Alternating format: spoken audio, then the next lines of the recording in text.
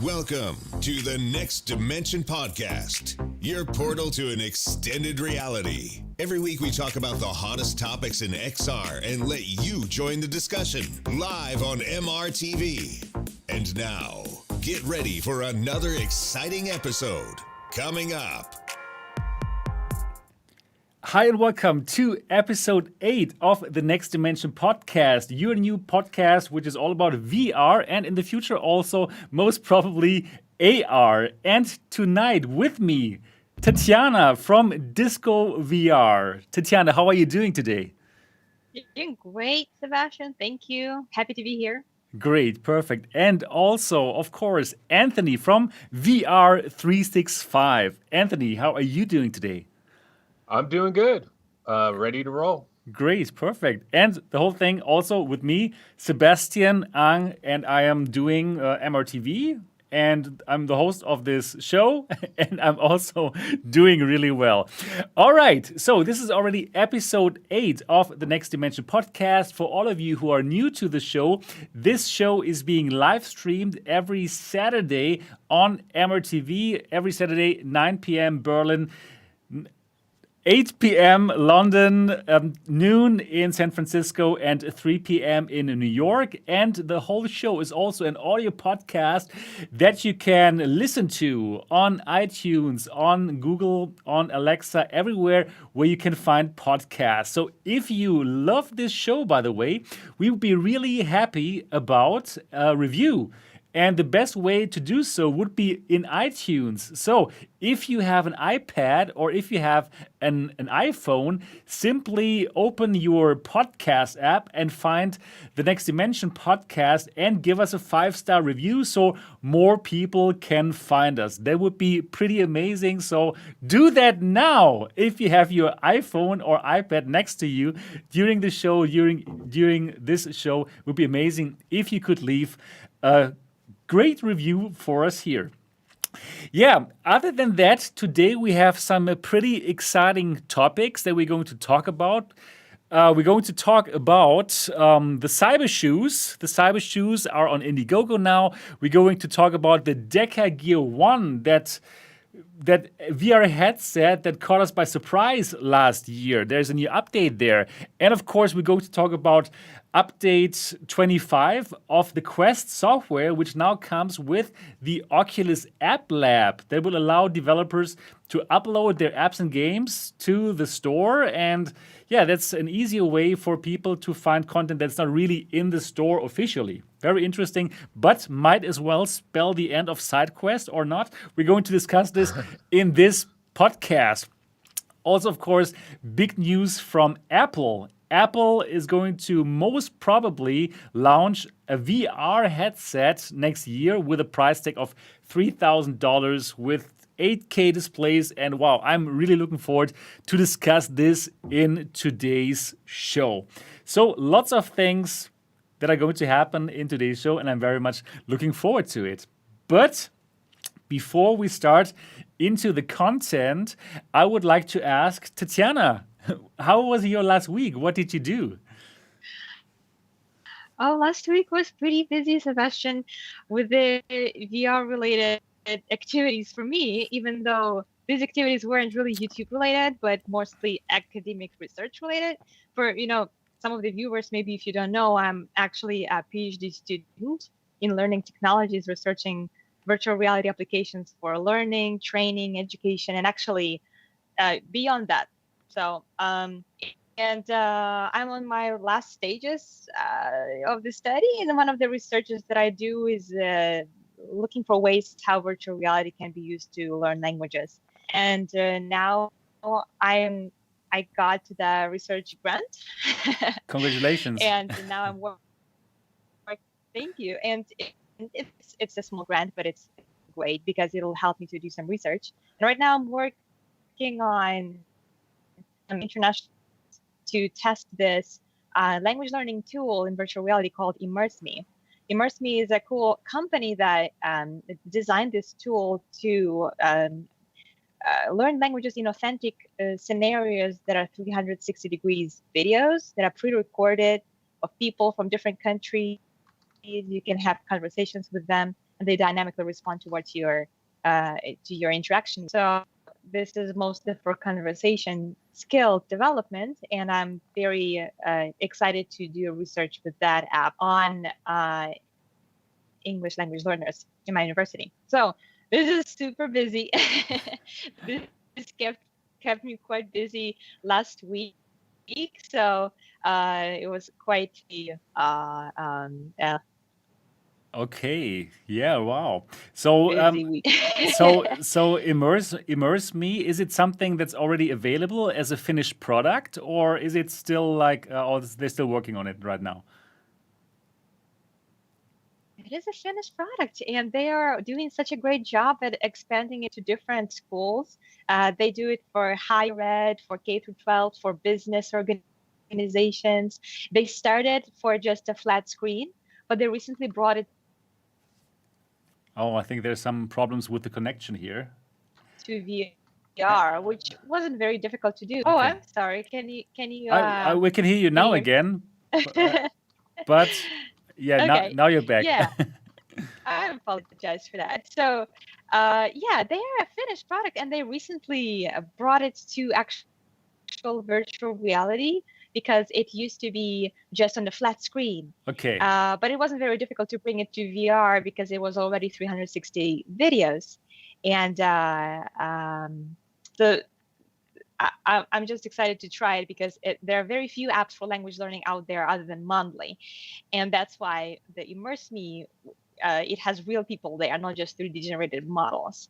I'm very curious to see how that will work. Wow, that sounds really interesting. I think language learning in VR has so much potential. Like I told you last time already, that I also did some Chinese language teaching in Rec Room with a class with some people, and it worked perfectly. Right? Yeah. I remember I watched that. It was amazing. It's create these wonderful collaborative spaces where you don't really have to if you don't have the resources to travel to the country of the target language, you can Exactly. just you can just have access to all the native speakers, to the culture, the environment. That is a very important aspect of language learning, to get immersed in that society. So it opens just so many doors for language education. So I'm excited about that. That's really cool. So, how long until you are Dr. Tetiana? Well, hopefully, if YouTube channel doesn't keep me too busy, it will be in a year from now.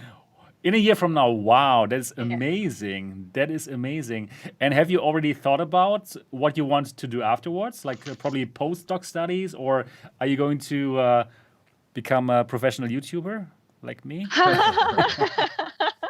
Well, YouTube is an amazing outlet for me to step away from the academic world and to go more into applied kind of fun stuff that I can discover what's actually out there. Because academia is a lot about theory. You do research, you see what has been done and how it can be useful, how it can be applied in different ways.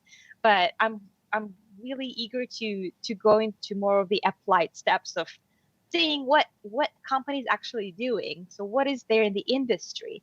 So I would love to work in an environment where I can contribute to the ideas of how to design the best educational technology with the incorporation of VR environments, and to be in the area of instructional design in the VR sphere.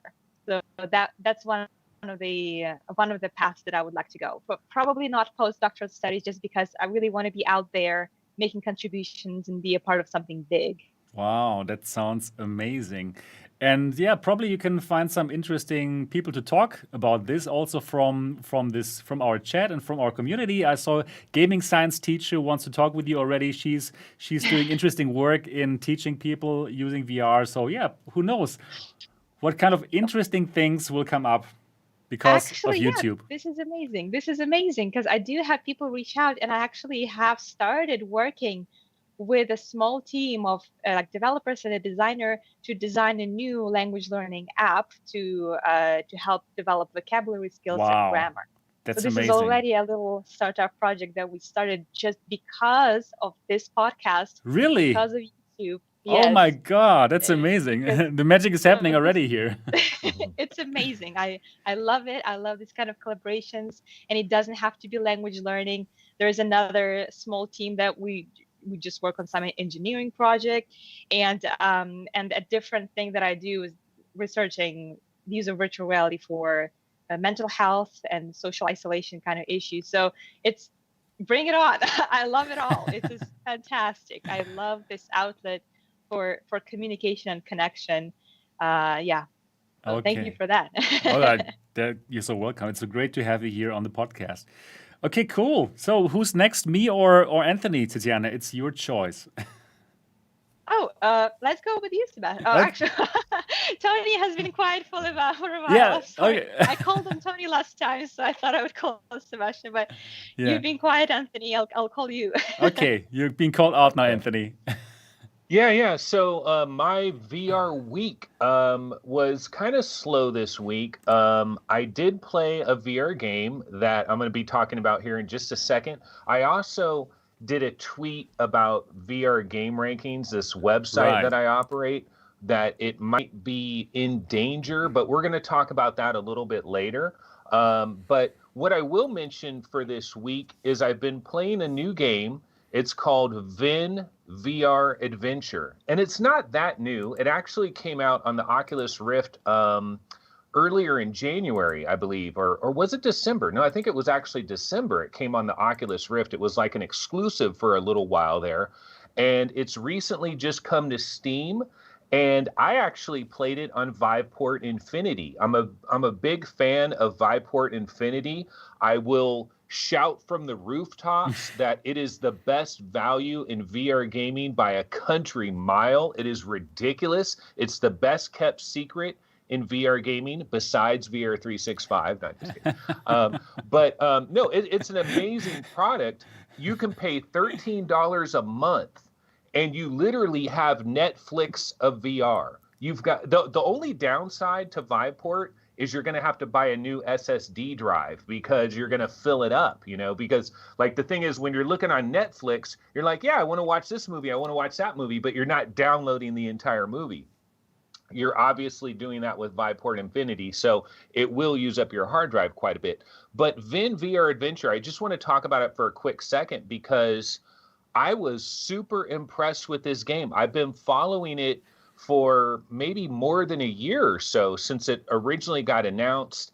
And I didn't know anything about Monologic Games. We have a lot of developers in the VR gaming industry where you might not have ever heard of them. You don't know their past history. You don't know if they have a track record.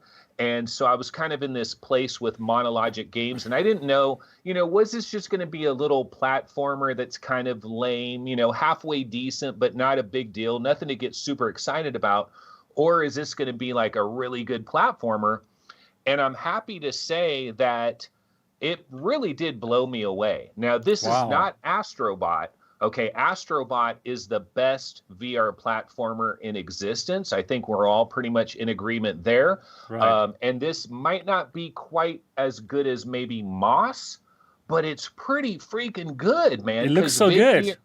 Yeah, the graphics are beautiful. The sound actually is really impressive. It has like this orchestral score that plays in the background. You feel like you're like in a movie or something with, the movie kind of sound to it. And the levels are expansive. They just go like you have the VR headset on and you're controlling your little guy and you're moving him around, but you're looking off into the distance and you see like the level just keeps extending way off into the distance, and these levels are pretty long. Again, like the graphics are very good. Really, the only criticism I have right now is that the gameplay, like what this game doesn't have in comparison to Astrobot, is every time you start a new level of Astrobot, it introduces some never before seen idea, some gameplay idea. So the gameplay changes up a lot. And if there's a downside to Ven VR Adventure, the downside is that the actual battles with the enemies are pretty pedestrian, and it's kind of like, platformer by the numbers a little bit. But still, I'm telling you, this game belongs among like maybe the 50 best VR games. I might actually be overdoing it there, but definitely maybe like the top 100 VR games that have ever come out. And that's Man, you should be impressive. working for their PR, man. You're doing such a good job. I want to play that now. Yeah, I should. Yeah, you should totally do that. So how are they called? Monologic Games? Yeah. Please get in contact with Anthony here. You might have a new employee working together with you. Yeah, Viveport too. I'm helping everybody out there. Yeah, right. But you're totally right with Viveport. It's really amazing value, and it got so good with lots of new things as well, right? It's not just old games, also like this game. It's quite a new game, right? It's not so old. So yeah, one of the things about Viveport, so it's $13, right, for 1 month. But think about it this way: you can get 1 month and play the crap out of Ven VR Adventure. And that game is like a $30 game. And so you can play it as much as you want, but you can play all these other games, Westworld Awakening, Audica, all these other games, really good games too. I sound like a broken record. Like I sound like I'm paid by Viveport. I'm not. I'm just amazed that there are thousands and thousands of VR gamers that haven't even heard of Viveport, much less considered it. It's just amazing to me. Yeah, you're right. You make it sound great. I really want to try Tetiana, it only costs $13. I'm also a user of Viveport Infinity, and they've done a great job. In the very beginning, Viveport had kind of like a bad rap to it. You didn't want to install it because you thought like, why would you need it? Because you have Steam VR, and it made things with your system that made things crash. It was not nice, right? But they've really made it into a great platform where it's absolutely worth it to pay $13 to get all the games you want, or especially if you want to try new games, right? Right, Anthony? That's the point.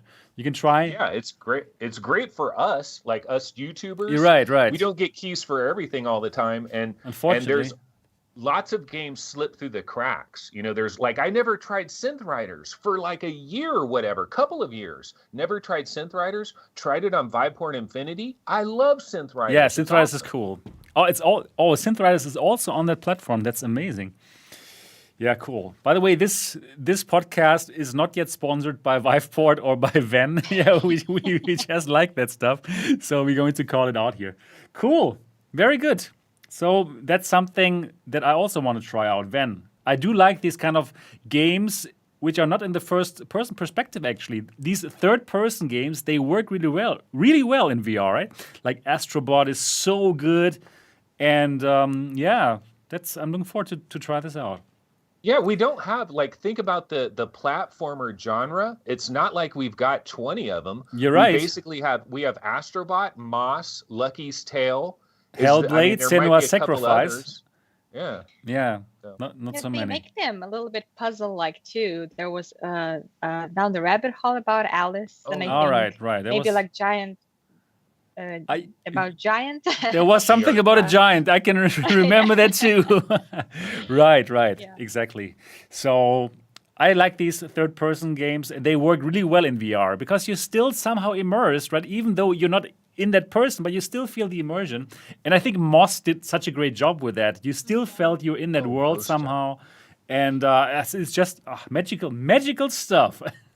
Really and good. it would look great on an HP reverb. I was actually thinking about that as I was playing it, because I'm playing it on the CV1, and I did notice lots of screen door effect because you're looking far off into the distance. And when you're looking far off into the distance, but you see things in the distance, sometimes it's really easy to see the screen door. And I was thinking, man, if I had an HP reverb right now, I wouldn't see any of this screen door, and it would look just absolutely gorgeous. Okay, dear HP, if you're watching this, why doesn't Anthony have a G2 to try it out? Please send him one to give it a try. I'm going to send exactly this part of the podcast to the HP team. So hopefully you're going to get one. Yeah, cool. Exactly. Ghost Giant. Thank you, Sir Paper, in the chat. There you Ghost go. Giant. That was the game, and Yes. this stuff Yes. this stuff really works well. Okay, Anthony, that was your week. Pretty much. I mean, well, I have the VR game rankings thing. I don't know if you want to get into that now or Next. Okay. I do my week, and then we talk about VR game rankings. Yeah. Okay. Cool. Yeah. So my week, I honestly didn't play so much VR. I was more reporting about it because there were simply these exciting news about the Apple VR headset that we're going to talk about later. Then the Oculus Quest version 25 of the software with the huge news of the Oculus App Lab. I made a video about it. The DecaGear, I made a video about it. So this week for me, it was all about reporting about VR. And then I was so much into reporting about this and then doing it in German and in English and German. Oh, I was so busy. So I didn't actually have so much time to do VR. It's crazy, right? I'm making a channel about VR, but then sometimes I get so busy reporting about all this stuff that I don't get to play VR. I hear you. Yeah, it's really difficult because so many things are happening right now. Just you want to be on top of everything. Exactly. You want to make sure that your viewers know about the latest news, but they take time from actually, testing Playing some of it. this stuff. Exactly. Oh my goodness. But now I really want to play Ven VR thanks to Anthony. Anthony is doing an amazing job of getting people excited about those VR games. I love it. Yeah. So for me, it was like reporting about all this stuff and simply being fast with this, right? Bring the news out in live streams. So anyone who has not yet subscribed to MRTV and clicked on the bell button, do that now, then you will never miss my live streams. And you should also subscribe to VR365, that's Anthony's channel, and to Disco VR, Discover. And the links to their channels, to all our channels, are down in the description of this video or this podcast. So I really want to see more people subscribe to Tetiana. She has an amazing channel, and also to VR365, to Anthony's channel. That would be so amazing. And we are here like nearly every Saturday putting out this show. So give them some love and subscribe to the channels now. And also, don't forget to review this podcast on iTunes. Okay, so that's it for our weeks. And now we want to get a bit into content. But first, I want to know about VR game rankings. Anthony, I saw your tweet, on Twitter. And I saw that you said, you most probably have to give it up. But it's so sad because that website is so good with all the games where people can find interesting games. So tell us a bit more about that. Yeah, so I'm going to back it up real quick and just give you like the original idea behind VR game rankings, because it actually it's never been what I envisioned it to be. And so some people might go to the website and they might think, this isn't that great, but it hasn't fulfilled the vision that I had for it. So I just want to explain what I was trying to do. So back in April of 2017, I was somebody that was, doing VR Roundtable. And as a big time VR guy, I was always researching what new VR games are coming out, what are the best VR games, et cetera, et cetera. And one thing I noticed back at that time is you had to be a detective to find out what VR games were coming out and what was good. So if you were a regular flat gamer, like if you were a normal gamer, there's a million websites that have all the information you could ever want. In fact, there's too much information, honestly. And there's people just beating you over the head with information about new games and when they're coming out. But in the VR gaming world, we didn't really have that. And I was thinking about that one day, and I was like, somebody should make a website where all they do is just concentrate on what the best VR games and experiences that we have right now. What are the best? And then also, what are the best stuff that's on the way? And just cover those two things. And that's really what VR Game Rankings was all about. We have a tagline. It's called Making Sense of the VR Gaming Landscape. And so what we're trying to do, the goal is to try to celebrate all the best VR games and experiences that we have right now. So the stuff that we have right now, let's celebrate it. Let's call out what the best stuff is. Let's rank it. Let's give people good information. And then the other thing we wanted to do is hype up any of the games and experiences that are coming that we think look really good. And so it was supposed to be these two different things, right? Now, I had always thought that I would have some partners that would join me. I started it by myself, but I always thought that, you know, there'd be a couple other people that would end up helping me and working with me as a partner, and it wouldn't just be me. But what happened is over these last 4 years that I've been working on it, I haven't had any partners come along. And so what happened is when I tweeted out that tweet recently, basically I was driving home from work, my real job.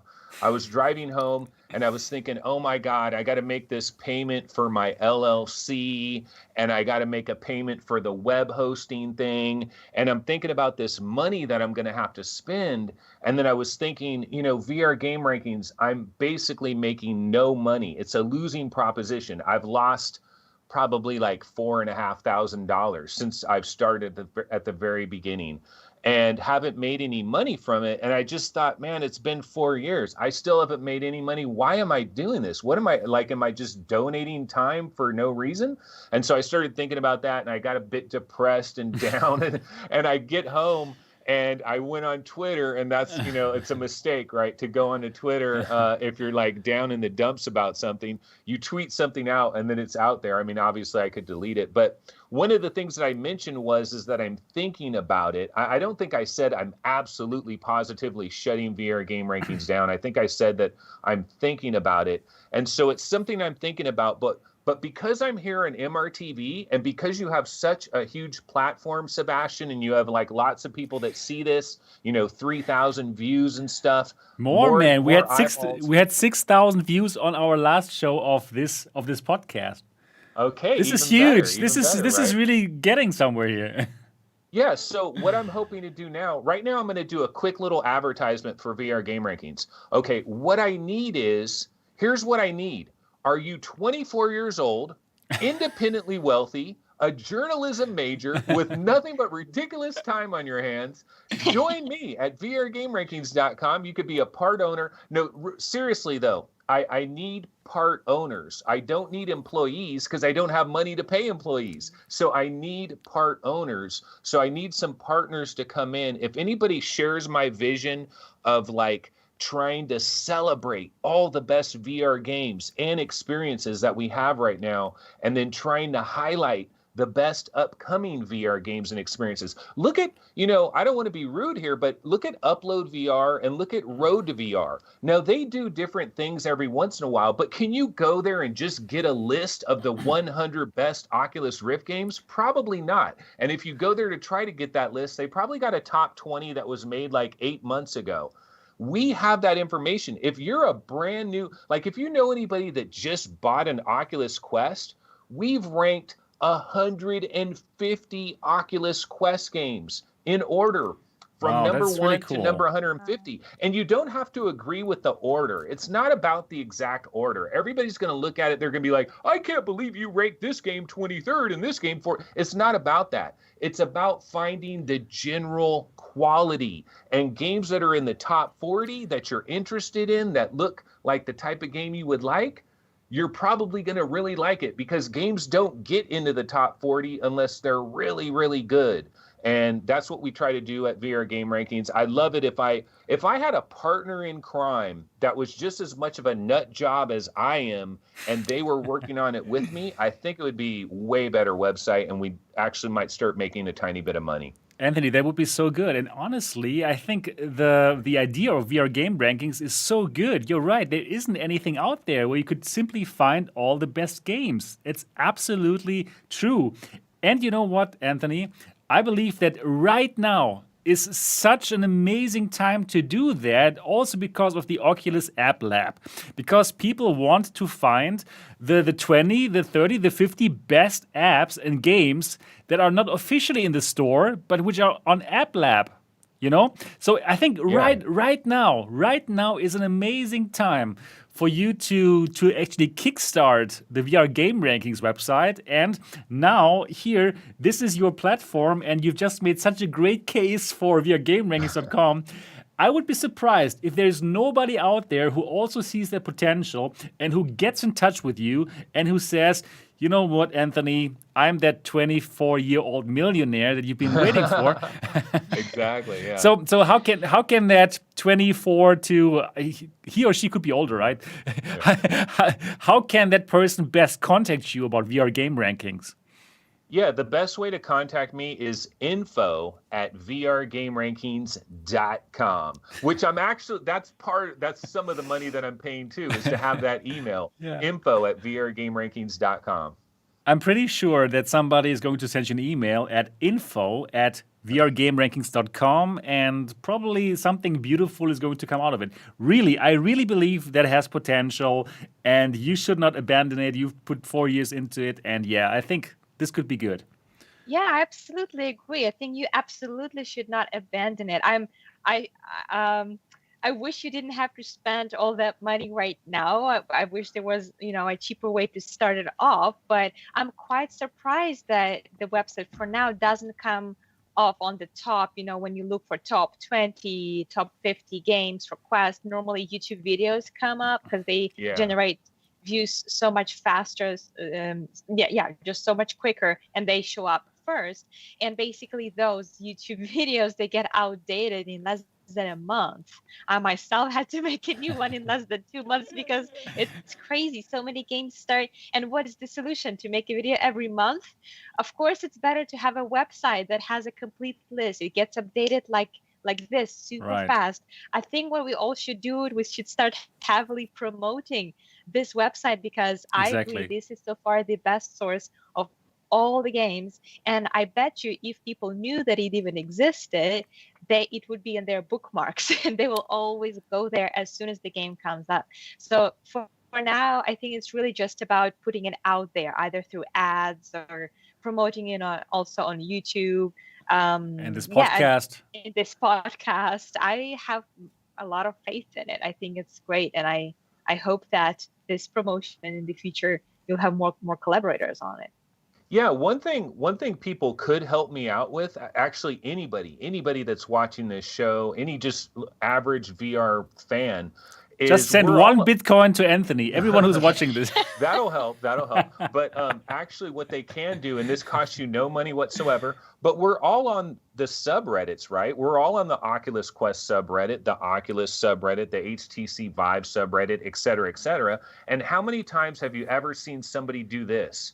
What are the best games? What are some VR game recommendations? And all you have to do is go into that thread and reply with like a link to the top 100 Oculus Rift games or the top 100 Oculus Quest games, whatever it happens to be. The last 90 days, like the best Oculus Rift games in the last 90 days. It's like what recently has been, so if somebody puts these links when they see these threads, then people will start to get aware of it more. Agreed. Okay. Yeah. So, and always we can say that Anthony is not just doing VR 365, but also VRGameRankings.com whenever we talk about it. Okay, cool. Great. So definitely check out VRGameRankings.com right now. Open it in another tab on your browser right now and give Anthony some traffic. All right, but now let's get to another topic. Let's now talk about locomotion in virtual reality. And one of the ways that you could locomote through VR is by donning yourself some Cybershoes. I'm not sure if the two of you have checked it out yet. And let me just now put it onto the screen. Let me just open it here on the Indiegogo campaign. So let me... Okay, now let me turn off the sound. Okay, now you see what I'm talking about. The Cybershoes, this is a VR accessory, a kind of shoe-like accessory that you actually attach to your feet. You're sitting on a revolving chair, and then you can do some kind of walking movement because these Cybershoes, they feature some kind of rolls beneath them, and then you're your kind of walking movement gets translated into virtual reality. Now, these cyber shoes, they are now available for the Quest as well, because before it was only a PC VR thing, but now you can attach that Cybershoes receiver to your Quest, and you can also walk through a Quest game. And I have actually tried that out already before, and now you can get this on Indiegogo, and there is still the super early bird price. You can get the Cybershoes now on Indiegogo for $279. I think there's like 20 still left. Okay, probably after the show, not anymore. But right now, you can still get it for $279 for the shoes, for the revolving chair, for the carpet, and for that receiver. And I think that's a pretty good price. And now I would like to ask either Tetiana or Anthony, have you ever tried this? And if not, what do you think of this? Oh, first of all, I apologize for my camera. I'm really trying to fix it. Yeah. But with the cyber shoes, I have not, but I really want to. I watched your video. I thought it was really fun. I like that they are wireless. I cannot imagine like sitting on the chair, rotating, and having the cable just rotating all over you. But I could see that you can't really connect it to PSVR, can you? No, not to PSVR. This is for PCVR and for Quest. Yeah, but there was something I was wondering when you're connecting it. Yeah. Are you connecting it to the cord that you use for charging? And does it mean that you can't really charge your VR set when you're using cyber shoes? Right. Okay. Yeah. So that probably would be maybe one of the limitations, because especially if you're playing PC VR games using virtual desktop, your Quest would be dying very quickly. That's true. And That's true. and in that case, I wish that there was a way to connect it using Bluetooth, but that probably would be happening in the future. Right. Yeah, right. I'm also wondering. This is probably to give the device energy as well, right? So yeah, you have to talk with the Cybershoes guys what they think of it. But I think if you're using the Cybershoes, actually it's some workout. So if you are doing this for 2 hours, probably you're happy if you can get a break from it. Right. Anthony, have you ever tried those? No, I've never tried Cybershoes.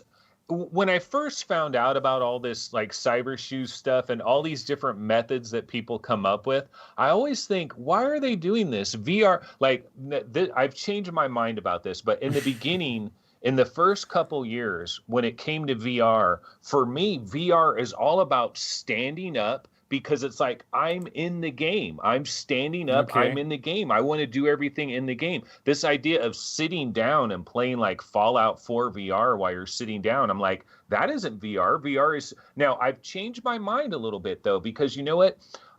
As time moves on, we're busy people. We're doing lots of things. I do this like little workout routine now. And sometimes when you're done with all that stuff, you don't want to be standing around and doing all that. And that's why I look forward to Ven VR Adventure. It allows me to sit in my chair. But no, sometimes it's nice to just relax and sit in a chair. But I'm looking at some of the videos for Cybershoes, and these people aren't really relaxing, man. They're moving those legs around. So if you want a serious calf and thigh exercise, VR Cybershoes are great for that. But the bottom line is, different strokes for different folks. People like different things. And if this works out really great for some people out there, the more power to them. Now, this thing working with the Quest, though, with this little attachment, with a cord, and it's kind of like they're jerry-rigging the whole thing together, because the Quest was not designed with this in mind, and it's not a PC, so you can't just like attach a mod onto it pretty easily. So it makes it a little complicated. I think the reason they have that little receiver there on the front is they're using the movement of your headset itself to like, I don't know what they're doing exactly. Actually, what are they doing? Do we know? Actually, the the shoes, they will connect to this little receiver device, and this receiver device then knows, okay, the shoes are in movement, and then the little receiver, it will act as some kind of Bluetooth controller, telling the games, okay, I'm now going forward, I'm now going to the right or left or whatever. And yeah, that actually really works absolutely gorgeous, really nice. And when you see that right now, right, it looks kind of funny. Right? It looks like, okay, this can never feel right, but I can tell you, it does feel way better than it looks. I always say that when I talk about the Cybershoes. It looks kind of funky, right? It looks like, okay, this can never be intuitive or this could never be fun, but actually it is really good. And for all people who easily feel motion sickness by using free locomotion, actually this can help because the body does some kind of a walking movement and then will be tricked into thinking, okay, I'm really moving. So for people who have problems with feeling motion sickness and for people who want to have some kind of, who don't want to stand and who don't want to sit the whole time, this is some kind of middle thing between standing all the time and sitting all the time, doing nothing. Yeah. Yeah. It's cool. So, with the someone said on the chat, we lost you for a hard to moment. use something like Cybershoes and hello. Yep, you're back again. Yeah. So someone in the chat said that once you get your VR legs, it's hard to use something like Cybershoes, and that is probably true. But I would know it's quite hard for me to still deal with cyber sickness, and I would enjoy this experience. But for me, using VR set, meaning I get to stand up and not spend any time on the couch, which is what I do when I play.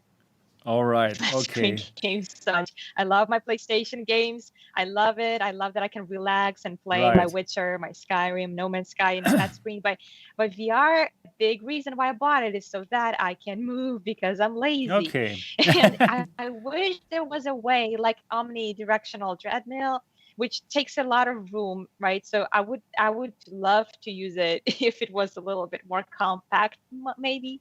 I wish there was a way to use these shoes, maybe like stepping in the same place, Right. and simulate movements. That would be great. But with these shoes, you have to be sitting, right? So you're still kind of Right. Yep, you have to I be don't sitting know. and you need some space around it, like you see here with the carpet. Yeah, but actually you don't need so much space. So if the Swivel Cybershoes, chair not included, by the way. Swivel chair not included. no, You really need a swivel chair to swivel all around. but that chair is included in the $279. Oh, it is? Yeah, and if you're fast enough right now, if you can go to Indiegogo right now to find it, there's still like 25 for the super early bird, $279. The chair, the carpet, the shoes, the receiver. That's pretty good. I think it's a pretty good deal. Yeah, so I'm going to talk to the Cybershoes guys and I'm going to ask them if they have some review units for Tetiana and for Anthony. Then you can probably also give it a try. If you want, only if you want, of course. I would love to. Okay, perfect. No, I'm looking at The the ad on perfect- the Cybershoes Indiegogo page where it shows All these right. people walking around and they're like frustrated because they can't walk everywhere they want to, and then they bump into each other. It's like, yeah, this is so much more space for VR. Yeah, but actually, that is really some cool thing. And I can just congratulate them that they made it from idea to actual product, because that is really not so easy, right? Especially in our niche, in this niche that is VR. Okay, anyways, let's go to the next topic here. And let me also share my screen again. The next topic is the DecaGear. DecaGear is a VR headset that is being made in Bangkok, in Thailand, actually. That's where they have their headquarters. Very nice place to be. And the DecaGear caught our attention last year because it seems to be like such an amazing headset. So the headset is made for multiplayer games in mind, like VR chat, like social VR, because it has facial tracking with two cameras. So one camera is going to look at your eyes and the other camera is going to look at your mouth, and that would allow for facial tracking. So if you meet people in VR chat or in other social social games, they would support this. Then people can see your actual facial expressions, which is super cool, super important for the VR of the future. And this headset would make it happen. Also, yeah, it has some other interesting ideas, and it has the controllers look absolutely amazing. Honestly speaking, if you just look at them, they look like a mix between the Valve Index controllers and the Oculus Touch controllers. Also, they have full finger tracking. Really exciting stuff. They are building their own tracking as well, and they have a very high resolution, like exactly the same resolution like the Reverb G2, 2160 times 2160 pixels per eye. So very, very high resolution, better than the Quest 2, has lots of cool things. And the tracking here for cameras, the camera positioning is just like the Quest. So you should have like a good tracking volume, just like the Quest 2 and the Quest 1. So great things. And the whole device is wirelessly connected to your gaming PC. So you even don't have the cables. So it seems to be such a beautiful headset and only priced at $450. Wow. Yeah, it sounds like too good to be true, right? It's just crazy. So last year we were like very excited about it, and people who want to pre-order could put in $10. So now we have, unfortunately, we got the news now on the development blog that they cannot make it in time because of the lead times for the pieces that they need to make this happen. And they cannot make their May time. They wanted to deliver this in May of this year, but it's not going to happen because the components that they need, they cannot get them in time because of all the COVID stuff and all the things that are going on. But they say that their $450 price is still on. So they're not increasing the price. It's still $450. So now I want to hear your opinion about the DecaGear 1. Please let me know. What do you think of the device, first of all? Oh gosh, I just wanted to say that it was really mindful of the developers to mention that they don't want to drive the price higher, even though they keep saying that yes, it is expensive to design it, to get all the parts, and there is a shortage worldwide, but they don't want to drive the prices up. They're staying mindful that it's not just the device that users will need to get. They still need to get a really good gaming PC, which is a lot. There's a lot of expenses from the consumers, and a lot of companies, they don't just think, oh, that I take it as a given. Like, it's not our responsibilities. Here's the device. It's your responsibilities to get it to work. So I like this mindfulness to try to keep it on track for $450 or $460. I hope they will be able to deliver it. It might sound too good to be true, but I want to be optimistic. I want to be hopeful that they'll be able to do it magically. Maybe they have some kind of magic technology to make it wireless and 4K. And for $160, I'll get it. I will definitely get it. If they will deliver what they promised they will deliver, even if it's not in May, even if it's in 2022, I'm looking forward to it. I have never owned a PC VR headset. Now that I have upgraded, I might, especially if there are no cables involved, and I will be able to use Cybershoes because no cables. So it all aligns. All the stars align for me to get DecaGear. Okay, so you are kind of rooting for the DecaGear team, Tetiana. Yes, I'm Team DecaGear. I want them to succeed. I hope that they will. Okay, cool, great. And Anthony, what are your feelings towards DecaGear in general?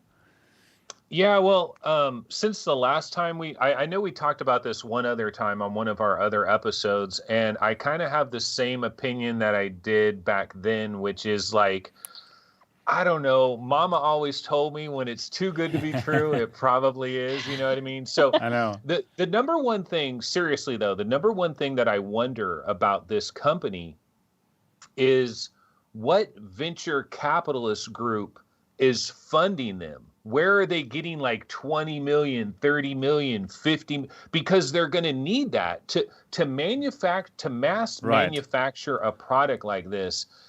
It doesn't just happen for fun like this. Like, you have to to make this whole thing happen seems really hard to me. That like nothing really adds up. Like the price doesn't really make sense. Like a lot of this just doesn't make sense. Now, I'm not going to say actually that the price is okay. So they have like their bill of materials, and they have like shown that they can make it happen for that price. So I think it's okay, like but where's just their other, profit coming from? Then how are they making any profit? Like what's in Right. it for them? What are they getting out of this if they're just selling it for cost? So yeah, that's really a very good question, Anthony. So I made this very long interview with them, like the first interview with the DecaGear team, like more than 2 hours. I was talking with them, and for them they said, you know what, Sebastian, like we cannot make money out of this. If we would like launch the DecaGear One for $1,000, nobody would buy it. Well, nobody would buy it. They would be out of business. Even with the first product, they would be gone. So for them, this is a way to get into the market. This is their way of telling people, hey, we want to become a market player here with the VR industry, with VR hardware. We want to get into this, and we understand that this might be the great way to get into this, and we can pull this off to sell a great device like this for $450. And well, this is simply their way to get into it. Of course, they must find another way to make money, but to make this first batch happen, just like you said, Anthony, they will need venture capital. That's for sure. Or probably they could also do a Kickstarter campaign to get the money, right? If they don't get venture capital, then this might be a way to go. But to get venture capital, it's always very important to show traction. Can you show traction? Do you have traction? And I believe they do have traction, because it seems like thousands of people gave them $10 in order to secure that device. On their website, you can put in like $10 in order to secure your device for the first batch. And it seems like lots of people have done so.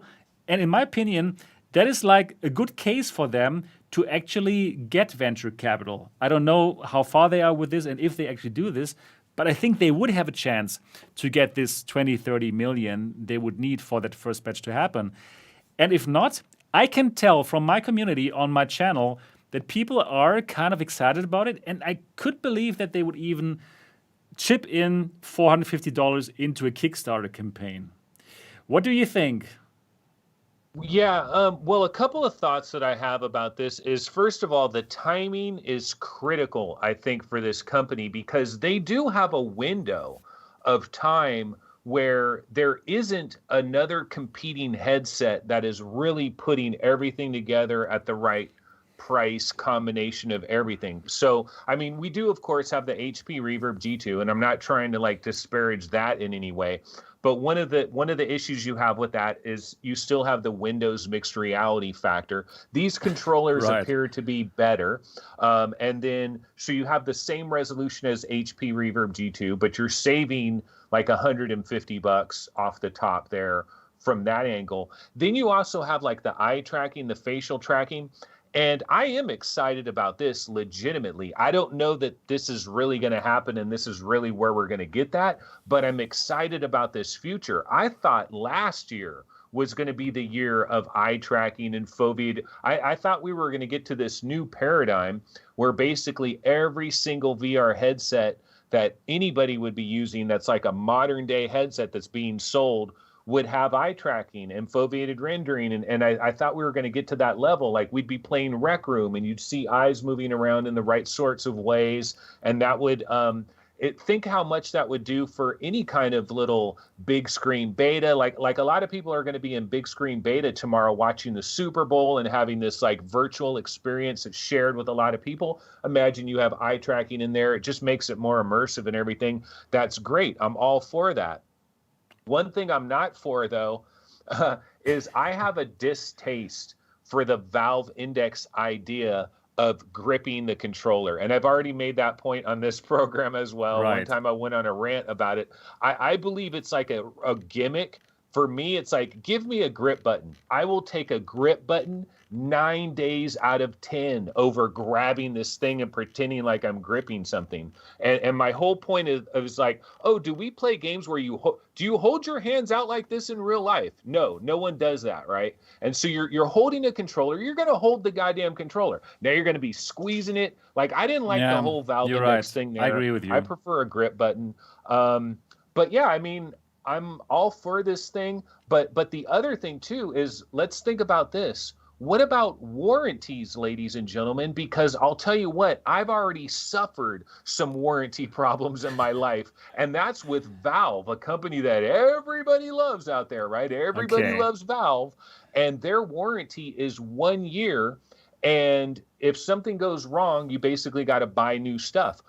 The warranty for like a Pimax or for this company, that's where it gets really shady, because like Facebook, I can trust Facebook, a big, ginormous corporation. I can trust Sony, a big, gigantic corporation. Right. I can kind of trust Valve.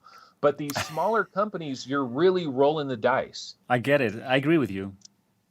Well, with the smaller companies, I think this is also one of the points that was covered in one of the previous episodes, is that smaller companies, they always have there's always a chance that a larger one will swallow it and absorb that technology and invest in it, so that there's a chance that it's not even going to be called DecaGear after all, if Facebook appropriates it, or Google or Microsoft. This might happen if they don't get enough funds for it.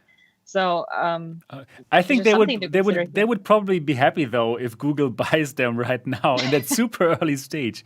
Anyways, but Tetiana, I think this kind of face tracking, it could also be interesting for teaching in VR, right? If the teacher could be more expressive. What do you think? Oh, this is absolutely, yes. This is definitely important to establish this social and emotional connections with students, and not necessarily with students, with anyone, right? We're using VR to communicate with our friends, with our families, especially now that we live in this age of distance communication, when we're just talking to a flat screen to Skype our parents and friends who live in different countries. Virtual reality offers this different experience where you can share experiences and not just talk to a little square. But the biggest disadvantage is that you don't actually communicate those nonverbal aspects of like facial communication. So adding that element, I think, would fill a very significant gap in this digital communication in virtual reality. For education, I guess it works along the ways of understanding non-verbal clues with the teacher, and building rapport among teachers and students is an important part of learning as well. So facial expressions can definitely play a role in that. I can talk a lot about language learning too, but I'm not going to take over. Okay, yeah. So I believe that in general, we're going to see this kind of technology more in the future, like face tracking and eye tracking for sure. And like I told you last week, I believe it's going to be in the Quest 3. It would make so much sense for Facebook to get even more data out of us. And We'll talk about Apple too. Yeah, we will. Oh yeah, we will later in the show. I'm looking forward to that. Yeah, so honestly speaking, I must say I'm absolutely rooting for DecaGear, for the team. I really hope that they can pull it off. It's so tough to make hardware. Hardware truly is hard, and I believe that this could be an interesting device, and I simply hope they can make it happen. I wish them all the best of luck. And yeah, let's follow this. Let's see how they are actually going to make this happen. And what I would like to know now from our viewers, from the people who are in chat right now, I'm wondering if there was a Kickstarter, if there was a DecaGear 1 Kickstarter, and you could get the DecaGear 1 for $450, would you pledge and become a backer? And they would say, okay, you're going to get the device in January 2022. Please say yes. If you would back the DecaGear 1 for $450, please say no. If you say no, I wouldn't do a Kickstarter campaign.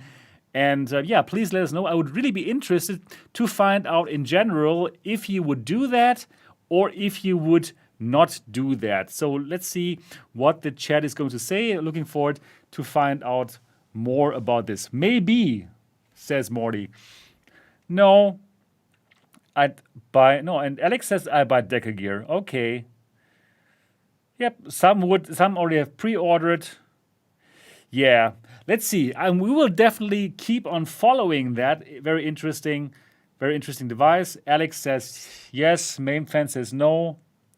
Yuko says What's no. more here, Yep. Sebastian? Yes. What's more risky, kickstarting this or buying a share of GameStop stock? Because I think the risk is pretty friggin' close, baby. All right. Honestly, I think the GameStop thing is over. Yeah, I think it's now. over. Some people got rich. Most people no, like always. One Okay, last thing, though. yeah, okay. One last thing I would say about the DecaGear thing. Like, I don't mean to be a party pooper on all this, but one thing I will say that's positive about this and all these other little headsets. What's the other one where it had the body tracking camera? I forget what that was called, but the guy that made a VR headset when he was 15 years old. Unai. He wants to make the Unai. Okay. So you have all these different little headsets that are out there that are disruptors, right?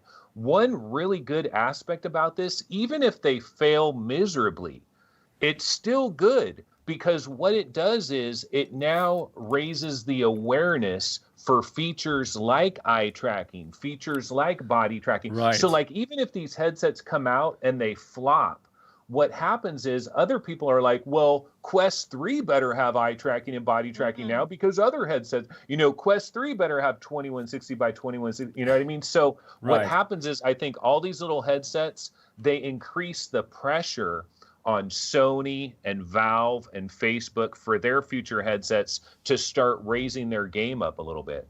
Oh, that makes that would be so much sense. embarrassing.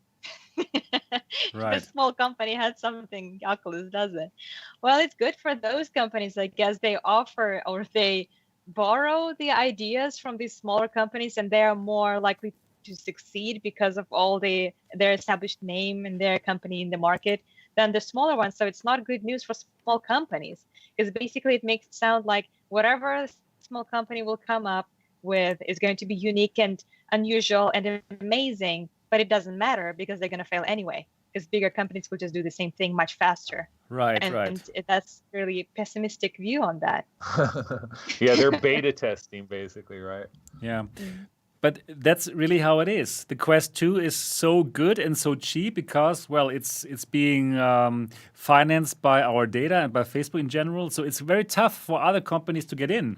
So that's why I root for these companies. That's why I root for DecaGear. That's why I root for Unai and whatever comes there. I think it's amazing. It's really great because it's so tough to be that competition to Facebook. And that is also like a small topic that we have right now because, well, Facebook is ruling VR right now. There was the new Steam VR, how is it called? Like every month they have some data, like how many people are the percentage of people using different kinds of headset. And in the latest one, we learn that the Quest 2 is already the second most used headset on Steam VR. Isn't that crazy? So lots of PC VR users are actually using the Quest in link mode. Unbelievable. So let me just have a look at the data. Let me tell you the data, and let's have a look here at my screen. So this is exactly the hardware survey. That was the word I was looking for, the Steam VR hardware survey. And for VR headsets, number one, Oculus Rift S with like 23%, really very strong still, the Rift S. Number two, think about it. Number two, Oculus Quest 2 with 17.4%. So in front of the Valve Index, in front of the HTC Vive, in front of the original Rift, in front of all the Windows mixed reality headsets together. Yeah, in front of everything. Isn't that unbelievable? Like how Facebook is ruling VR right now? Yeah, and in a couple of months, it'll be number one. Yeah, it could be. And even if you would add Oculus Quest 2 numbers to Oculus Quest 1, it is already number one. So that is unbelievable, right? Yeah, it took them incredibly little time to do that too. Just from the moment it got announced and everybody pre-ordered it and got it, already on the second place. That's super fast. Really. And if you look at the vendors, the market share of the vendors, then Facebook has now 56.4% of the whole Steam VR headsets that are out there. It's unbelievable. So they absolutely dominate us. They absolutely dominate the market. And well, in my opinion, again, as you know, we need that Quest competitor. We need that Quest competitor because it's not only good for us, it will also be good for Facebook, really. Because if there's competition, they even need to be better. They're obviously doing an amazing job right now with what they're doing. But if there would be like some serious competition, then they could also be better. And well, they would question things like forcing us to use Facebook login. They probably wouldn't be there if there was good competition. So yeah, let's hope there's going to be good competition anytime soon. So now we're getting into the Quest topic here right now. And the next big topic is, of course, version 25 of the software. Very interesting, because version 25 of the software, it introduces the Oculus App Lab. And that is basically making side quests kind of obsolete. So what is Oculus App Lab? Oculus App Lab allows developers to publish their games on the Quest platform without being in the Quest store. So, before it was like if you had an app or a game for the Quest, it went through a very strict curation process. So only very little percentage of the apps and games that developers actually wanted to put on the Quest store, they actually got into the Quest store. And if you did not get in the Quest store, then your only option before was to put it onto SideQuest. SideQuest being that unofficial store that people can install, and people can sideload apps and games into the Quest. That was the only possible way to put games into the Quest that were not officially supported. So now App Lab allows developers to upload their games to the Quest, and they are kind of unlisted on the Quest store. So if you know the name, then you can look for it in the Quest store on your Oculus Quest or on your phone app, and then you will still find it. Or you can, or the developer gets a link, and the developer can spread that link. For example, also on SideQuest, it's now more like a directory where you can still find all the games, or if you already have a community, you can share that link to the community, and then you can find it. Or in the future, on vrgamerankings.com, you'll be able to find all that App Lab games. It's going to be amazing. I'm looking forward to that. So App Lab is out there right now, and well, it is great for developers to get this stuff onto the Quest. It's way more easy now. Also for the users, they do not need to jump through any hoops anymore for SideQuest, right, to make that happen. And they can simply click on the link and install that. Very nice and makes a lot of sense. But however, also, I think that, in my opinion, SideQuest kind of gets obsolete. Before they were the alternative. And things on SideQuest, they did not have to comply to Facebook terms and conditions, right? But now, it's not the alternative anymore. It's more of a directory right now. You can find games there, and then you click on the link, and it sends you to the Oculus App Lab. And yeah, everything now, again, is under Facebook's control, basically, right? So what is your opinion on this? Is it like all good, or do you also see this kind of death of SideQuest? What is your opinion? I don't think that this is the death of SideQuest. I think it's not really. SideQuest, actually, when I was reading about it, SideQuest developers were working directly with Oculus to make this happen because it benefits both of them in a way that, yes, SideQuest is the directory. They did add a new feature to SideQuest where the apps that have been approved to this App Lab have now the little button in SideQuest you can click, and it takes you directly to the Oculus website with the installation button. It will automatically, if you click on it, it will automatically install the game on your Quest, and you can play it from there. However, To get to App Labs, you still have to get approved. Now, granted, this approval process is much, much less strict than the official app, but there are still little things that they need to. Facebook wants to stay in control. They don't just want to let any apps in their store. They still want to make sure that there are some minimum requirements that are being met, which means that SideQuest still has some apps that might not even have been approved to the App Lab. So maybe these are some kind of beta versions of apps or games in development that developers want to put out there to get some feedback, even though they openly say this is not a ready-made app yet, this is a demonstration. And then maybe they will work their way up and to develop this app. It'll go to App Lab and then it'll go to official store. So I believe that App Lab is like this transition stage for apps where are already not in the development beta mode. They're sort of a ready-made game, but it still needs some improvements to get to the official store. SideQuest isn't going anywhere. You can't remove, side loading. People would side load no matter what, whether it's approved or not. However, it does make it so much more convenient for users to load these games because you don't need developers mode anymore. All you need is a link, and that will be the biggest advantage. But the largest source will still be SideQuest. What do you mean with the largest source will still be SideQuest? The largest source of all the games, both approved to App Lab and not approved to App Lab. So all the side-loaded games, there's absolutely no guidance on what you can and you cannot upload to SideQuest. So that'll still going to be a larger collection than App Lab. Okay, yeah, like for this, I think in this point we totally disagree, because I think 95% will be on that. Will be on App Lab, because developers obviously want to be on App Lab since it's just a link, right? And by complying to Facebook terms and conditions and getting on App Lab, of course, they will have way more chances to monetize their app. So I believe that everyone wants to be on App Lab and not just a SideQuest app, because the other point is, and that is where I see the demise of SideQuest as we know it. Right now, everyone who wants to use SideQuest with all these amazing apps has to jump through these hoops of like making developer mode, activating developer mode, and in order to be able to get into developer mode, you have to register your organization, right? So you have to do all these kind of things to make this happen. Right now, everyone does it because that's the only way that you can use all these amazing SideQuest apps. But think about the following.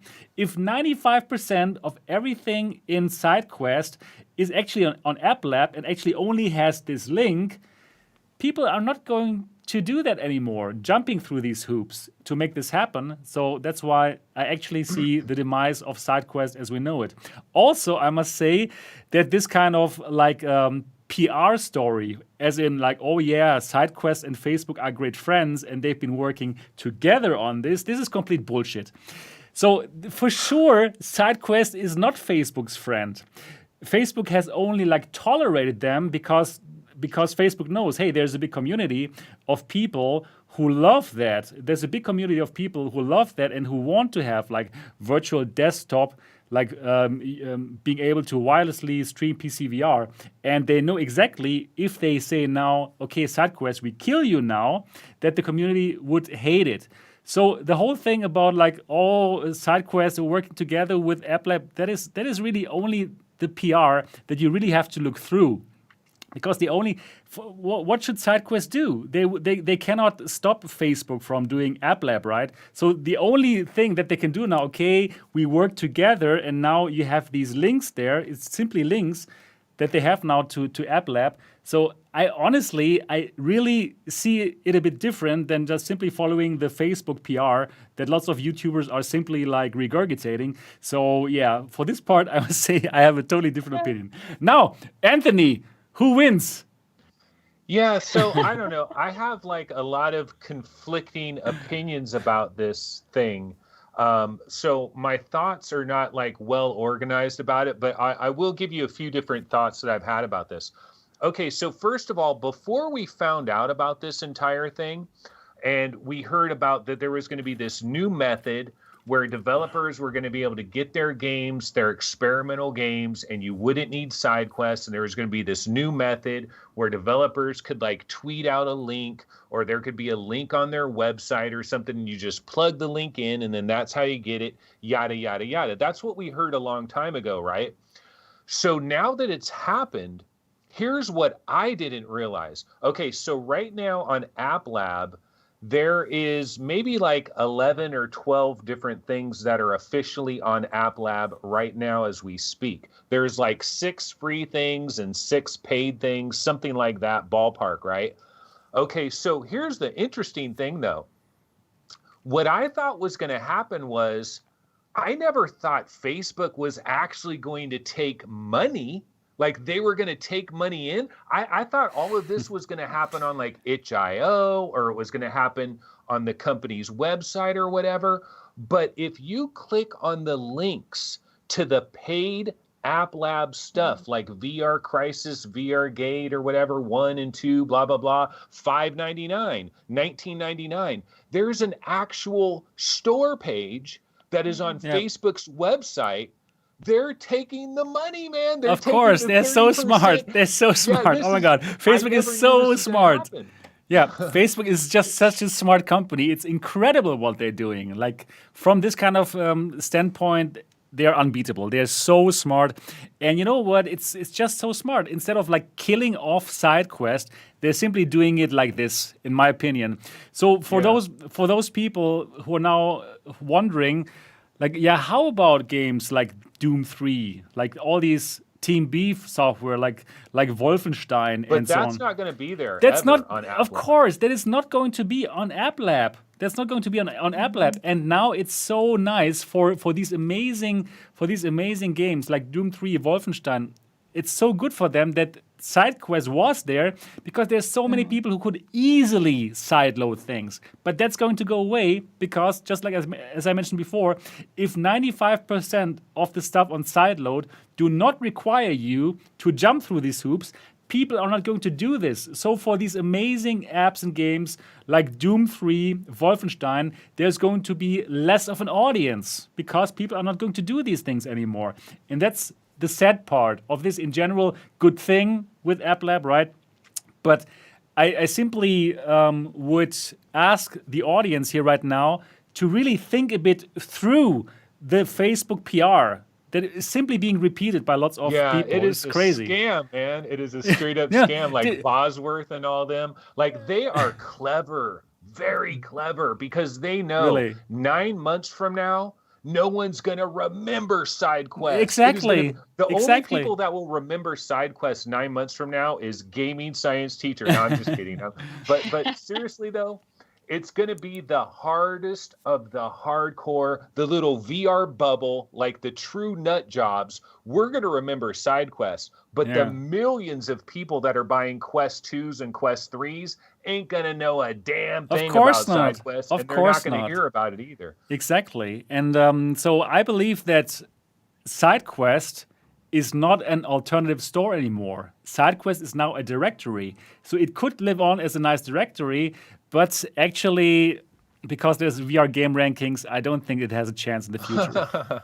There's a chance that it's going to transform, though. There is a chance that there's going to be a transformation of the purpose of SideQuest. And yes, it started as an alternative store when you can get games that didn't want to go through the process of getting approved at everything that Oculus has asked for. They just wanted to put a game out there and make some money or just make a name for themselves. Now, I still think SideQuest will live, but it's going to have to go through some transformations because the times are changing. Facebook is stepping up. It's starting its own thing. But SideQuest will live, but no one will care. There's going to be, well, look, there's still going to be the developers who will want to put out stuff out there. It might get smaller, but there will be experimental features there, not ready-made games, but maybe experimental stuff that hasn't been made up into a prepared game that could be ready to be approved even for the App Lab. Now, granted, it's not going to be a hip SideQuest, oh my gosh, amazing, all these cool games for free, not approved, but we don't care. No, it might actually turn into something more developers-oriented, repository for Hackers the games oriented. that are under the but it might need to get adjusted to these changes that SideQuest didn't have control over that, so they have to like go with Facebook and work with them on that because they didn't have a choice. But I think that there still is a place for these features like mods. For Beat Saber mods are all done through SideQuest, Doom, some other. For now the virtual desktop mod, but maybe okay, we'll wait for Quest 3 and see what happens then with streaming and wireless PC VR gaming. But there might be a different purpose for SideQuest as we go along with App Lab. Yeah, here's the purpose. Reckoner VR in chat says they'll have to focus on porn, I guess. That makes so much sense. Yeah, it's going to be side porn. They're going to change the name, side porn instead of SideQuest. Right. Oh my goodness. But wait, can I say so? Another thing I wanted to say about this whole App Lab thing is so when they first started talking about this, like Bosworth, we're gonna have this way where people can easily, I was thinking that everything would have a link. But no, it's like they got to jump through these special little Facebook hoops now. And so there's 5 things that are free and there's 5 things that are paid. There should be 30 things that are free and 30 things that are paid if this was really an open system and this is an experimental store that they're really allowing. But no, they are having requirements. And so we are going to live in this weird place where SideQuest will continue to exist for a little while, because we're going to have this transitional period where all these different little apps have to decide, can we get into the App Lab and how all that's going to work. And then another thing that people are wondering about, I think Tetiana brought this up earlier, that the theory that App Lab can be a stepping stone to the official Oculus Quest store. The way I understand it, no, that's not really going to happen.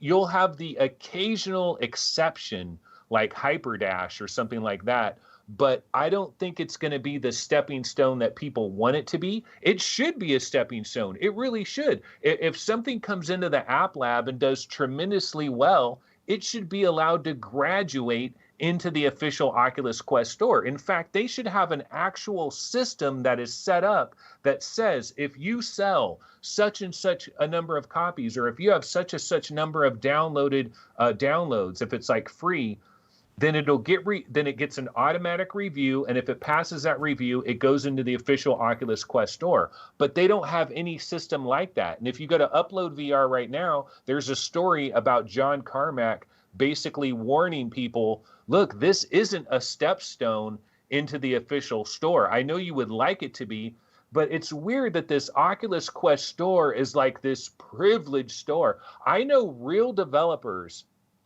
that really want to get their game on the Quest because that's where the money is. All the money is in Quest. People are selling 10 times as many games on Quest as they are anywhere else. So Quest is like a gold mine. If you get your game on the official store, it's a dream come true. But these developers are what do you have to do to get, they're looking at tea leaves and they're going to psychics. They don't know, there's no understanding of what you really have to do to get accepted to be on the Oculus Quest store. Look at games like To the Top that should have been there a million years ago, or Pixel Rip 1989. The only way you can get it is as DLC from Pixel Rip 1995. It's kind of crazy. So there's still a lot of weird stuff going on out there. Totally agreed. I also don't understand it. Why the developers don't at least get feedback from Oculus, why they don't get into the store. That's something that I heard of. Mm-hmm. Developers don't get that feedback, and they simply don't have an idea what they did wrong for their software. Anyways, but now there's App Lab, they can try there and probably also make some money because, the money-making system from Facebook works also for the App Lab. And that's a good thing for developers. I hope it's a good thing for developers. It's good for us. It's easier to get the stuff now since we don't have to go through SideQuest. But honestly speaking, I still think it's not a great thing for SideQuest and for games like Doom 3 and Wolfenstein. For all these projects, there's probably going to be less of an audience in the future. That is at least what I think is the problem with this. But other than that, I can just say, wow, Facebook is so smart. It's unbelievable. Yeah, let's see. Let's see in 1 year. Yeah, thank you, Travis Tanner. Wow, thank you for your contribution here in the super chat. Also, thank you, Morty, for contributing before. All right, that is the Facebook topic. Now we get to Apple. Wow, this is now really an interesting topic. And let me simply show a picture to you and to all of our audience of a drawing by The Information, which is a web magazine. And in this drawing, we see how the Apple VR headset is going to look like. Perhaps this is at least the drawing of somebody who saw an actual prototype, and it does look pretty much like a ski mask. And yeah, I'm 100% sure this is going to look way better than this drawing Better hope so. once the device is supposed to launch next year already in 2022. And in this report, in this insider report, we learned some interesting things about this headset. So, first of all, about the specs, we learn that this is supposed to have two 8K screens. Oh my friggin' goodness, 8K screens. What do you think about this, Anthony? Well, I mean, so a lot of people are like, wait a minute, what's going to drive these 8K screens? So we know it has like the M1, it has A very powerful so chip. there's the M1 processor, right? And this is going to be beyond that in there. So it's going to have like greater capabilities, but still 8K. Dude, you could have a 3090 right now. You can't drive two 8K screens with a 3090. But here's the thing that a lot of people are forgetting. Remember, we're just thinking about games, man. And there's more to life than just games. This is going to be a mixed reality device. And I guarantee you it's going to be full color pass-through. And so what they need with these 8K screens, because they're really going to be doing the pass-through, and it's really going to have a lot of mixed reality built into it, when the pass-through cameras are filming like your area, then you got to have screens that are high enough resolution. Those cameras got to be real high resolution as well, so that it gives you that illusion that you're looking at like your real environment, and then you have things overlaid over your real environment. So they need 8K kind of for that. And then the other thing that people are forgetting, remember, we got the Super Bowl tomorrow, right? We have not had a video revolution in VR yet, and we're going to have that. There will be a volumetric video revolution. This is the other shoe that is going to drop. Anybody that's worried about like VR is not going to succeed, VR is dying, you know, no, it's not. We haven't even had the volumetric video revolution. You haven't seen concerts and sporting events and movies where you're like inside the friggin' movie and it looks crystal clear. All that stuff is coming. And one of the things they can do with these 8K screens as well is you could just have kind of static backdrops that don't have a lot of moving things going on. They'll use trickery where it'll be like a photogrammic backdrop with just a few things animating here and there, like a waterfall is animating, a little bird is flying by, but the backdrop might be mostly almost like static, but it's going to be so high resolution. It's going to look so amazing.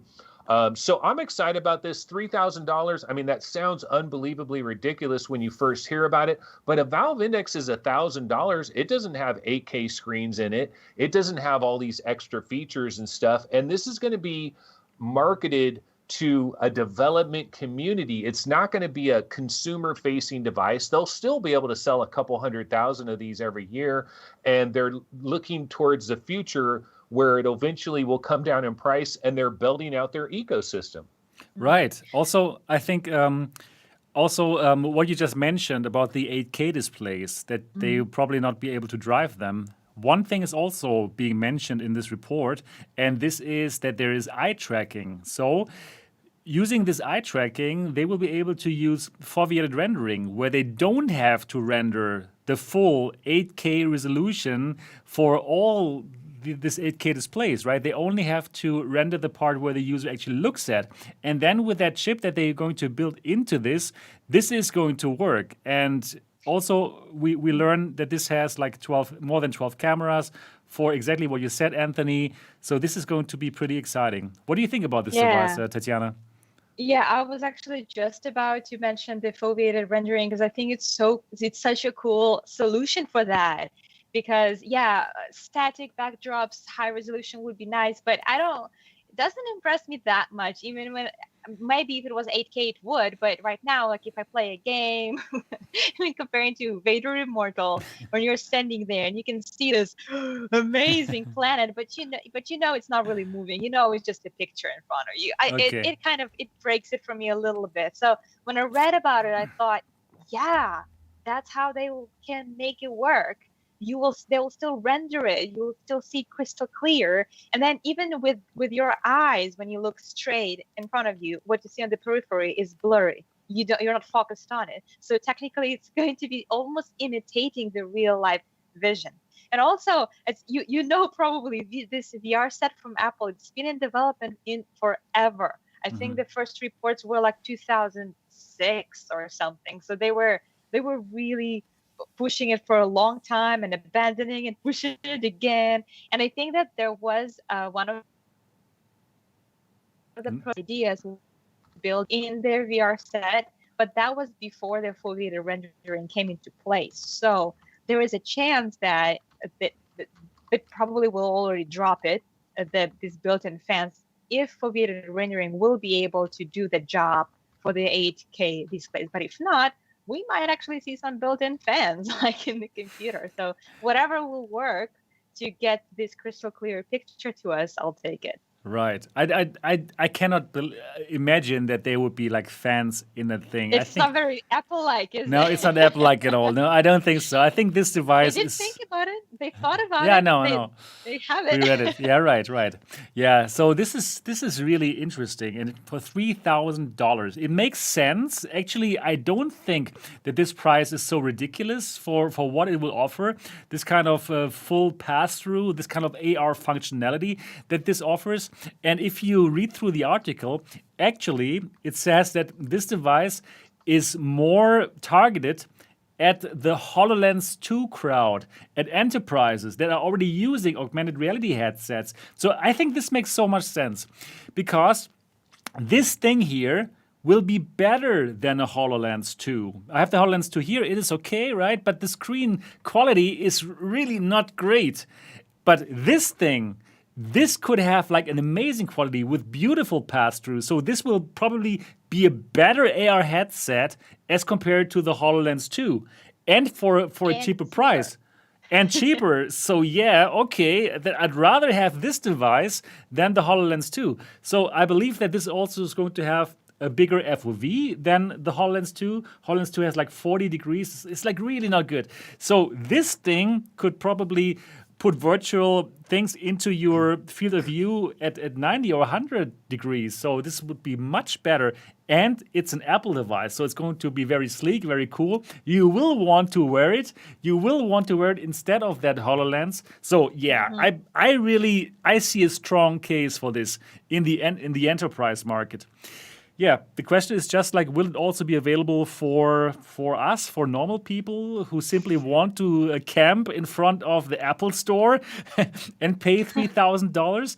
And before we talk about this, I want to ask our community, the people who are watching this stream right now. Now it's your time to go and vote. Would you buy this for $3,000? If it's this headset with 2 8K displays, more than a dozen of cameras, perfect hand tracking. You could probably watch your NBA in volumetric video live through this headset.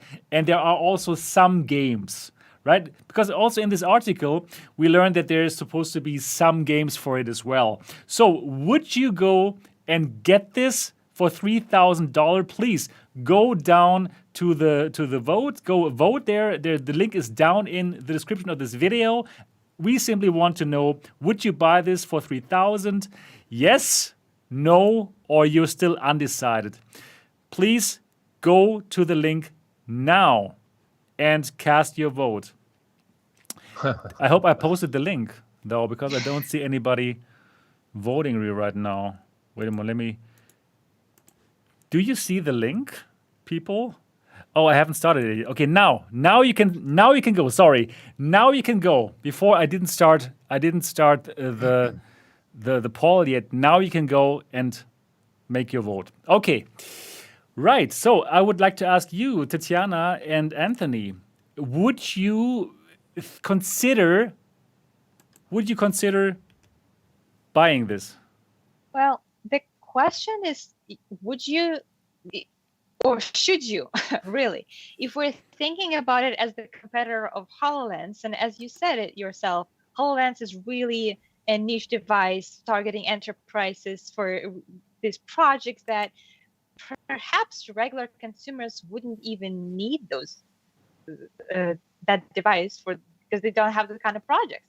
Like, say you have a 3D rendered model of some kind of machinery or a truck, and using HoloLens or Apple device, you would be able to operate this truck and notice the flaws in the design that were put in by the architects into this machinery or this truck, and you'll be able to fix it without spending tens of thousands of dollars to create a prototype and fix it before it goes into production.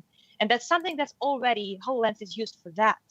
I have the suspicion, based on everything that I have read, the prices, the niche, the focus, even though you said there would be some games, there is a high chance that regular consumers won't have enough use for this device, really, unless Apple really wants to step up, because there might be collaboration, distant communication to make sure that you understand what the team in Shanghai needs your team in Washington to do, or something like that.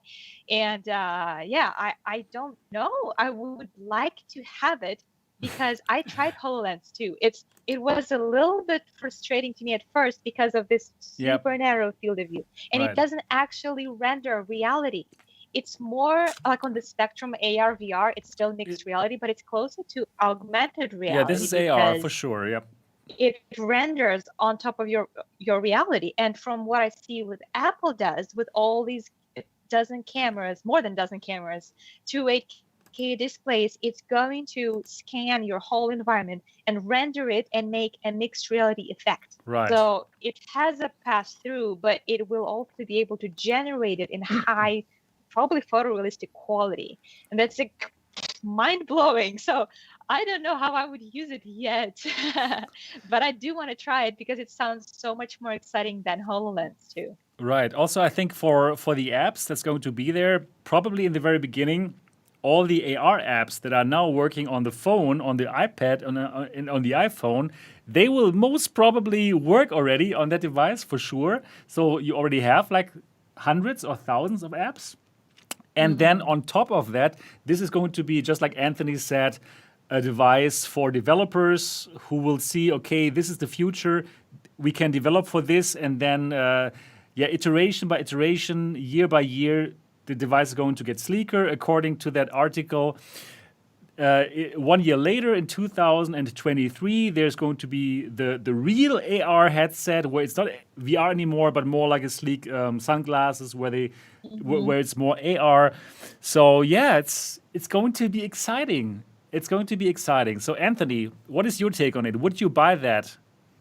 Okay, one thing before I answer whether I'd buy it or not, one other thing I just wanted to mention about this headset. I think one of the key focuses that they're going to have with these 8K screens, is the ability for somebody to do their entire workflow in VR. Because with these 8K screens and with the kind of pass-through that they're going to be able to have, it's like they can put a 4K screen here, a 4K, you know what I mean? Like in your headset, you can have all these different monitors, computer monitors, and with 8K per eye and with the foveated rendering, it's essentially going to be like having legitimate like 1080p monitors all over the freaking place. And so it's going to be for like, it's really going to be like an office thing that people are going to use for productivity and stuff like that. So I just wanted to mention that really quick because I forgot to mention that. Makes sense. Now, Would I buy it? Okay, so the thing is, Jason Rubin had a quote one time. Jason Rubin from Oculus said, "We could make a $3,000 headset that would change your life." Facebook said that one time. They said, "We can make a $3,000 headset that would change your life." But he was basically saying, look, we can make a headset that would change your entire life, but it's going to cost $3,000, and who has the money for that?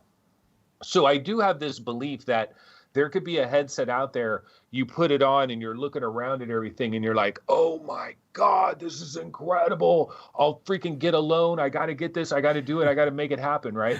Right. The problem with this Apple thing, though, is think about us. We're gamers. Am I going to be able to play Half-Life Alyx 2 on this? Am I going to be able to play Walking Dead 4? You know, I mean, you're not going to be able to play Oculus software on this. You're not going to be able to play Steam VR unless you somehow figure out how to jailbreak it. And then you got to get like the controllers to like agree with everything. It's going to be really complicated, right? So I don't think this is a gaming thing. So I don't think I would be in the market for buying one, but I'm super excited for the possibilities. And I can't wait for this thing to come out because it's like, you know, rising seas lift all boats or whatever. Like this is great for the VR industry in general. Like Apple, like endorsing VR, watch the price of every company that's invested in VR. Their stocks are going up. You know, people are going to start believing in VR again. Venture capitalist money is going to start to pour back into VR again. Oh, VR isn't dead anymore because Apple is now here. And then Google and everybody else is going to get involved because they're like, oh, shit, Apple's in the game now. We got to step it up. So it's great for the entire industry in general. Totally agree to that. And still, I would like to ask our viewers now, still again, to go to the vote now. The link is down in the description of this video and let us know what you would do. Would you buy it for 3,000? Say yes or no, or you're still undecided. Please go there now. I'm going to announce the results in a couple of minutes. And yeah, I would also like to tell you if I would probably buy it. Yes, of course. Are you kidding me? I mean, come on. Everything. This is MRTV, right? I mean, I must have this. I must totally check it out for you and dissect it and let you know all about it. Of course, I'm going to be the guy who's camping in front of the Apple Store for you guys. Probably going to live stream it here on the channel when I do so. And I will definitely get that device and check it out. And other than that, I totally agree with Anthony. I think this is not going to be for gamers. But I still do think there will be some games on it, just like there are games on the iPad, right? I can still remember when the first games came out for the iPhone. I was thinking like, hey, how is that possible? That's ridiculous. Games on the iPhone, right? I don't know, when was it, 2008 or so?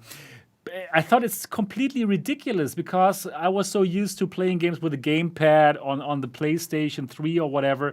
And I simply thought of games on the iPhone and then later on the iPad as ridiculous. But now it's so normal, right? There are amazing games on the iPad. They are not hardcore. It's more like casual games, right? But it is a platform where you can actually play amazing games. And like lots of people do that, right? Not everybody is like us, like these hardcore nerds who put a VR headset in their face to play it. So actually probably it's even a bigger gaming market than VR, right? For sure, those iPad and iPhone games, right? So I still believe that this headset is also going to have their own games. And probably it's going to spark a completely new kind of VR game that are entirely being used with your hand because it has amazing hand tracking, right? So probably we're going to see amazing new games coming out from that Apple VR headset that later will be ported to the Quest because it also has hand tracking, right? So just like you guys think, like with the boats that float, I second that. So I agree. It will be good, and there will be some gaming, and I will totally get it, and I'll definitely check it out. I would like to see it because I think it's going to be a complete paradigm shift in terms of gaming without controllers. I remember we were talking about Samsung ones, Samsung one with controllers that didn't have enough buttons there, and we were all Right. complaining, "Oh my gosh, we don't have the physical buttons." Well, how about a VR set without controllers? Yeah, right. So this is going to be interesting to see how that will work as well. So I know Zuck that kind there's of going likes to that be, I too. think, the controller-less things. Yeah. It seems like he Uh, kind of wants to ditch the controllers as well. I'm kind of worried about that. Right. Exactly. Yeah, well, they do have. I read something with Apple. They will have something like some kind of thimble-like thing you would Yeah. put on your finger. Yeah.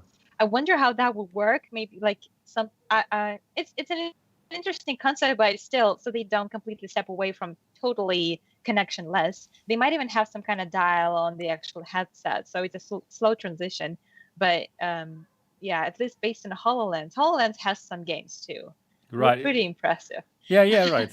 That's true. It's really cool. Like some games where like some robots come through your wall, and it's pretty Your amazing. walls, Yeah, breaking your yeah. walls, yeah. Oh yeah, this could also work with that Apple headset when it has these amazing cameras that are aware of your surroundings. Oh, I'm looking forward to that. I want Oh my I want that headset.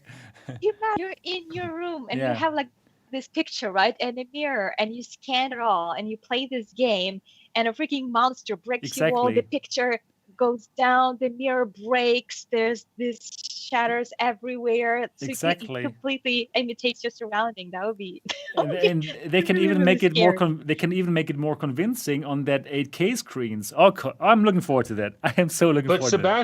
Sebastian, Yes. are you an iPhone person? Like, do No. you have Apple everything? Not at all. I'm Because exactly I'm the Android PC guy. well, they are all about the ecosystem. I know. You know what I mean? So this is Yep. walled garden. This is I know. Disneyland where a Coke costs $12. You're right. And they're going to get me. Finally, they're going to get me. They tried to get me for 12 years, and they did get me with the iPad. I must say, I really like my iPad. But now they're going to get me with that Apple VR thing, and yeah, I will totally check it out. Okay, let's get to the results of our little poll. So, will you buy the Apple VR headset with 8K displays, more than a dozen cameras, and a $3,000 price tag? Yes, take my money. 10% would directly now buy it. Okay, that's already enough for Apple. They will make good money with this. No. 65%. So the majority of people, for them, $3,000 is too much. And undecided, need more info first, 25%. So we're looking at a market of probably 35% of all these hardcore people who are watching this podcast right now. It's not too bad for a $3,000 device. I think they are up for something here. If potentially 35% of the viewers of this podcast might buy this. Interesting, right? What do you guys think? Yeah, if they're only I- going to make so many, you know, they're selling only one per store per day. So it's going to be fine. They'll sell plenty of these. They're not trying to sell 10 million of them. Right. They might be doing more though. It could be that they're trying small and see what interest gets If and it's what is amazing. going to be applied for. Right. But maybe they will get the data about what these VR set is being used for. And then they will use it as a strategy to continue developing it and producing it and targeting those markets that would benefit most from this technology. Right. I think this is going to be interesting. And they could be so successful if they are really competing with that HoloLens in business, because business is truly a huge market. It's a huge market right now, and with this thing out, I believe this could really work very well. Exciting topics here again for episode 8 of the Next Dimension podcast, and we are already like nearly talking for 2 hours. I think this has been a great show, and I know that Tetiana, you still have to do lots of work today, right? Still for your PhD. Yes, I need to push the research forward. Yes, do that. Yep. So I would like to say thank you to all the people who are watching us live right now. 210 people. That's amazing. Thank you so much. Don't forget to give this a thumbs up right now if you haven't done so yet, so that more people can find this. So make some noise for the algorithm. Also, do leave comments. Please do leave comments. Dear 210 people who are watching this right now, do leave a comment and let us know what you think of the Next Dimension podcast. This is episode 8. Do you already make this your Saturday routine to watch us, or do you listen to us later? Please do let us know down in the description of this video. Make some noise for the algorithm. Also, if you have not done so yet, get your iPad or iPhone if you have one, open the podcast app and do leave a comment for us, a review, a 5-star review if possible, so that we can grow faster. But I'm really happy about this podcast. It feels so great to talk with you guys and to have all the people watching this. And yeah, I'm simply glad that we're doing this Next Dimension podcast every Saturday. Yeah, and also, sorry guys, I'm asking so many things. I really want you to subscribe to VR365. That's Anthony's channel, the link down in the description. And I also want you to subscribe to Disco VR, Tetiana's channel. Both channels are so amazing and they deserve so many more subscribers. So now, if you're watching this live right now, Morty McMort, and RG and Lucky Ed, I want you to subscribe to them now. Go to the description of this video, subscribe to them, and show them that you care and that you're happy that they are here, right? They are like spending 2 hours of their time to make this show here. So please give them some love. That is everything that we have here for episode 8 of the Next Dimension podcast. We hope that you enjoyed it, and we're looking forward to see you in the next episode. Bye-bye. Bye. Thank you. Bye. All right, that's it. How was it? Did you enjoy it? Yeah, it's always fun. I can't believe it went this fast. Yeah, Super right? fast. It really feels so fast. It's like 2 hours are like nothing, right? If you have some, we have some topics like every week. It's like you never run out of topics. There's always something interesting going on with this. I think we're still always like managed to fit all of it in this one podcast. I think this is a great source for viewers because literally we spend so much time, digging this information, finding all of this, compiling it in 2-hour show, and you watch it, and just like that, everything about what happened last week in the world of VR. It's amazing. Yeah. It really is fun. And then, but you can really see from the number of views live, but also later, like how many people are watching this podcast. It's like amazing. It's getting more and more, and I'm really happy that we're doing this and that we're so successful even after show number 8. Wow. It's impressive because it's still a 2-hour thing to watch, especially if it's not live. You just click it, you play it. Some viewers are too lazy to watch something longer than 10 minutes. It's a success that they're watching a 2-hour show. Amazing. Exactly. It means it's a great content. And we work hard to put some great content here. Yeah, I think it's Well, there's a lot of people that, they work in like an office or something, which is where I work, and podcasts are a lifesaver. These things save lives. You're right. Like, literally You're right. Especially like a nice chunky 2-hour one, or even 3 hours. Like we've had a couple almost 3-hour episodes. Like that'll take somebody through half of their day while they're working. You're right. And, oh my God, it's so funny.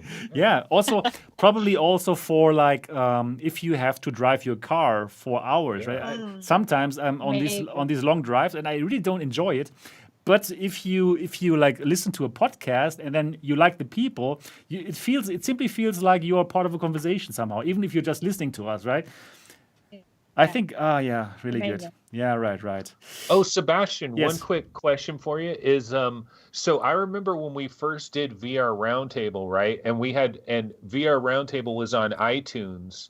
And we were telling people, hey, give us a 5-star review and all that stuff. But have you ever been to iTunes where they have like the top video game podcasts? Because I was watching that in the early VR Roundtable days, and VR Roundtable every once in a while would like actually get into like the top 100. Yeah. And it was really cool because we'd see our little logo. We'd be like, oh, we're at number 67. in the top 100 of like Giant Bomb, all the biggest video game podcasts that are in existence, Wow, right? that would be Because so when you're a cool. new podcast, they promote you a little bit more. Okay. So we got to check the top 200. That would Let's be rally, amazing. baby. Yeah, so that's why I'm asking our audience, right, to like get their iPads, get their iPhones out, look for the podcast app, and do rate us, because that will actually help us to get into these things. So yeah, I really hope they will work, and I'm going to do it myself. I'm going to rate our podcast. I'm probably going to give it a 5-star review. Yeah, cool. Shocker. Oh, shockers. Exactly.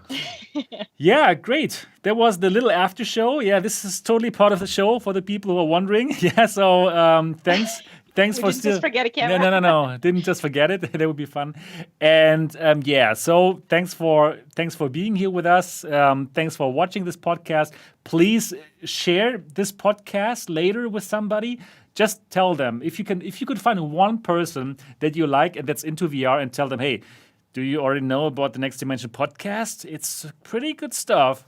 And then share the link. That would be so amazing. So let's grow this podcast together further. And thank you so much for watching this live. Bye-bye. Until next week. See ya. Bye.